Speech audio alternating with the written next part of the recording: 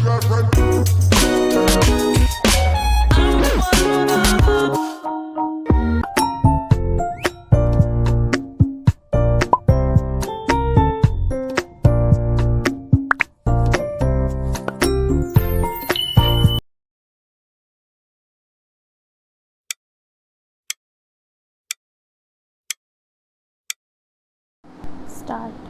उपसभापति महोदय, सबसे पहले मैं तो आपके प्रति कृतज्ञता प्रकट करता हूँ कि आपने इस समय मुझे बोलने का अवसर दिया।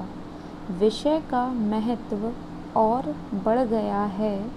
अभी 1 साल पहले देश के 9 राज्यों में सूखे का प्रभाव रहा और 3-4 राज्य पूरी तरह से बाढ़ से ग्रसित रहे। महोदया, उसका दुष्परिणाम न अभी देश पर से समाप्त हुआ है, न उस इलाके के किसान पर से समाप्त हुआ है। एक बात का और उल्लेख करना चाहता हूँ। एक के बाद एक कई घोषणाएं तो होती रहती हैं। जैसे अभी मंत्री महोदय ने यह घोषणा कर दी कीमतों की वृद्धि की। मैं वह चार्ट बैठे बैठे पढ़ रहा था। मेरी एक बात समझ में नहीं आई कि भारत की कृषि में जूट व पटसन का कोई स्थान है या नहीं है।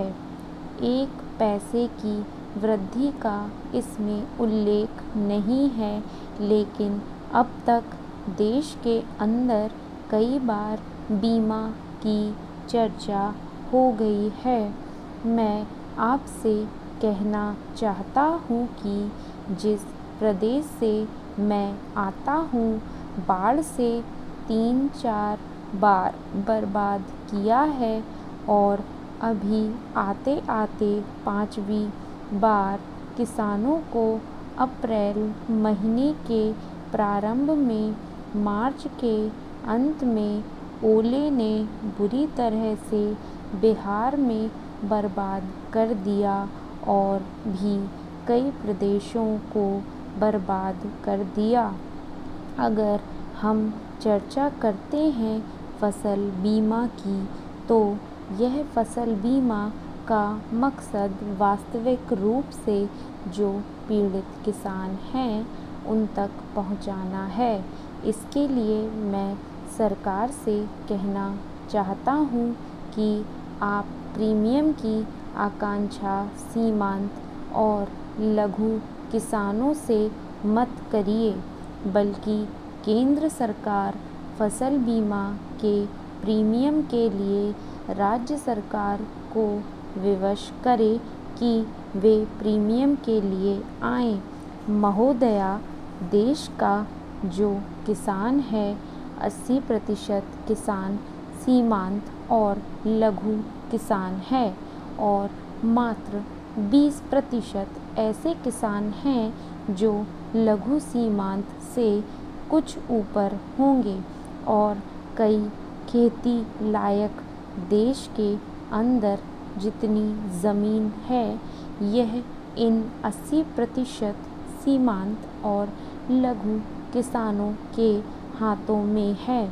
महोदया, थोड़ी देर पहले आबादी के बारे में चर्चा थी। मैं बहुत जल्दी में कहना चाहता हूँ। आज गांव में 76% आबादी रह रही है और इस आबादी के अंतर्गत 71% केवल खेती के ऊपर निर्भर है। उसके पास दूसरा कोई काम नहीं है। आज उसकी अवस्था क्या हो गई है? बाढ़ ने तबाह किया। मांग शुरू हुई, बीज ले आओ, बीज ले आओ। घर भी डूब गया, खेत भी डूब गया, जो कुछ भी था वह डूब गया। तो आज किसान ऋण के बोझ से परेशान है। सचमुच में अगर आप किसानों को आगे बढ़ाना चाहते हैं तो मैं निवेदन करूंगा कि आप इस पर विचार करें। और मैं कहना चाहता हूँ कि चंडीगढ़ के अंदर छत पर खड़े होकर मान्यवर देवीलाल जी किसानों के ऋण की माफ़ी की घोषणा कर सकते हैं, तो दिल्ली दरबार में बैठे हुए भजनलाल जी उससे क्यों भाग रहे हैं? वह किसानों के ऋण की माफ़ी की घोषणा क्यों नहीं करते? मैं कहना चाहता हूँ, देवीलाल जी ने कैसे किया? महोदया, मैं यह कहना चाहता हूँ कि आप देश की स्थिति का विचार कीजिए, देश की आबादी का विचार कीजिए और सचमुच में यदि आप कृषि में कोई रुचि रखना चाहते हैं तो देश के किसानों की यह स्थिति हो सकती है। किसान जो देश का मालिक है वह आज सबसे बदतर और सबसे बुरी स्थिति में पड़ा हुआ दिखाई देता है। महोदया, मैं माननीय कृषि मंत्री जी को बधाई देता हूँ कि उन्होंने किसान की पैदावार के दाम में बढ़ाए। मेरा निवेदन यह है कि अप्रैल और मई में जब हम यहाँ बैठे हुए हैं, किसानों को इस समय 2 काम करने पड़ते हैं।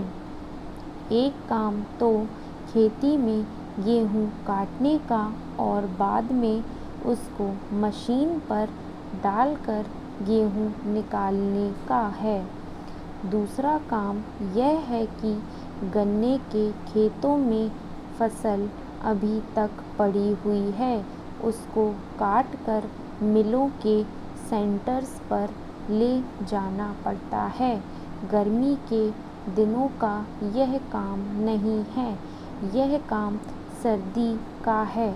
इसीलिए मेरा निवेदन है कि गेहूं की कटाई और गन्ने की सप्लाई के कामों को अलग अलग समय पर करवा दें। मार्च तक गन्ना ख़त्म हो जाना चाहिए और अप्रैल में मई में वह अपने गेहूं को उठाए और जल्दी उठाकर बारिश से बचाए।